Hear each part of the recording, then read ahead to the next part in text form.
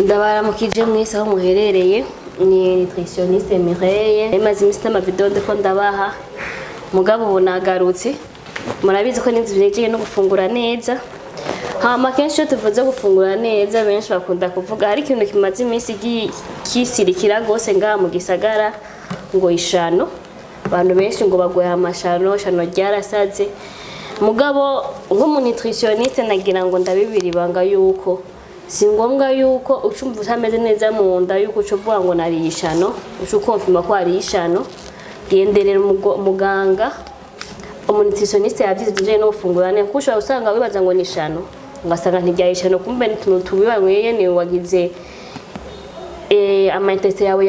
yagize hofi y'ivyo bintu wafunguye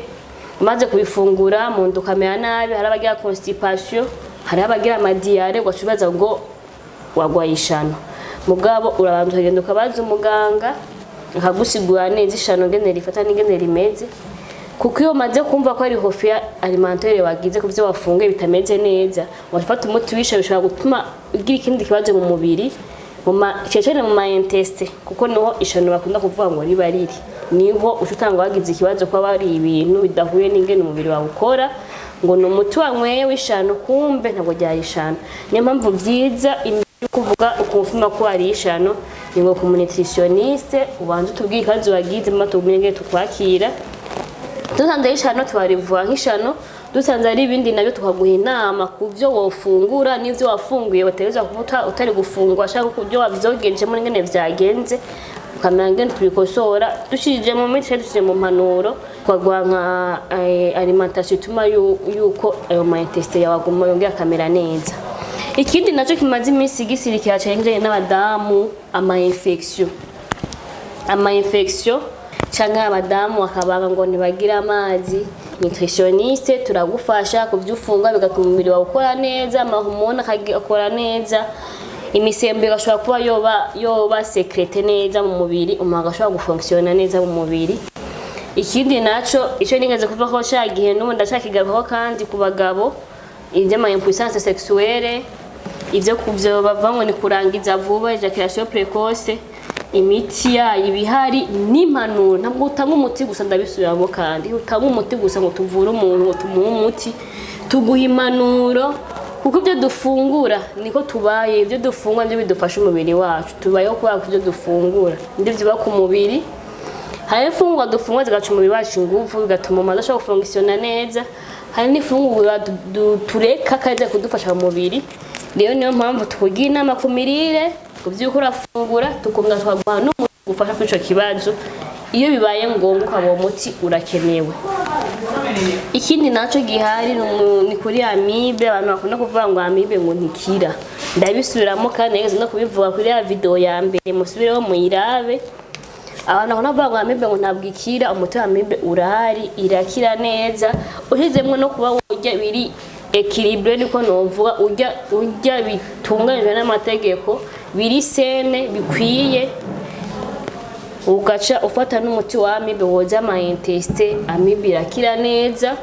ijya kise d'amibe ufata fragile no munsi ukanindira amezi 3 komye kagaruka kandi ijya fragile ntakibiho gufasha kuko iyo ufashe fragile ijya amibe inyegeza muri kise d'amibe ngashuma amezi 3 hamejemuntu ngo hayikena kana impongisha iza yasaza abo kusha kwa kundi yari imeze amibe kori irabaho antimoiba uyugasho sambe wana kise d'amibe ku buryo ufashe umara imyaka mu ndo meze neza atakwa cha amibe office bivaye n'ifungwa mugabo uri kurafata kuko amibe tetwane dufungura amibe ifata gutandukanye bivaye n'umubiri w'umuntu kumubiri w'umuntu ukora kuko hari abo usanga bafurutirwa canke amibe yawe kankingya wasanga uri amashu uyagaza uraribwa munda isho gihe umenye ko amibe yamaze kukurenga ku bagabo rero yamaze kurengana bikagera kure cyane nta muntu usanga umugabo yabaye impuissant atagishobora gufunctiona mu rugo abashobora abaye cyangwa agaje ejaculation precoce amibe yacu umugongo magasiga agenda yonenya kubera amibe wivuza amibe bigasha bihera ngo mwo ugacu ugenda ntumenye kugeza n'ubwo ari umugongo. Rero karibu imiti myinshi irahari turagira ama regime ku bantu bagwaye ama chronique ama diabete, ama hypertension, abantu bari obese bakeneye kuonda kugira umubiri kandi mutoya, turatanga ama regime alimentaire bafasha, tugakurikirana. Nituvura umuntu ngo cyo tugenda byo guha umuntu muto gashagenda, oya tuma tugukurikirana tukwaba ibyo ufungura, tubakuntu ubuzima bwawe bugenda bukurikirana maze ufata umuti iwacu. Hama ikindi kintu ngira nkosore kandi abantu bamwe bavuga ngo bafise ngo hari imiti ngo ifasha ngo abantu ngo bashaka kogereza ngo ibitsina ngo ibiki. Uwo muti iyo umuntu yikinishije igihe kirekire ahagisha twitwa masturbation igihe kirekire, uwo muntu bishobora gutuma imitsi yiwe yizinga, icyo kwitwa imitsi kaziba. Yamara kuziba iyo sex yiwe agenda kagabanya volume ko yahora ingana. Iyo wikinishije igihe kirekire